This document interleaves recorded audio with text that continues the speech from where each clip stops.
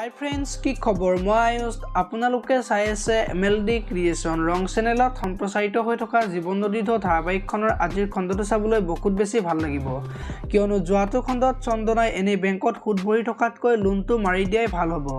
তেতিয়াহ'লে 700 মান টকাৰ সুদ আহিব বুলি কোৱাত বা সুদৰ হিচাপ ইমান জানা যে বুলি ভাৰ্গৱে সোধাত, মই বিডিৰ কিতাপবোৰ পঢ়ি আছোঁ যে বুলি কোৱাত এটলিষ্ট বেয়া চিন্তাবোৰৰ বাহিৰে পঢ়াত মন দিবা বুলি কোৱা দেখিবলৈ পাইছিল। আজিৰ খণ্ডটোত ভাৰ্গৱে তোমাৰ মনলৈ যি আহে তাকে কৈ দিয়ে যে সেইকাৰণে ঘৰৰ মানুহবিলাকে মনত বহুত বেছি কষ্ট পায়।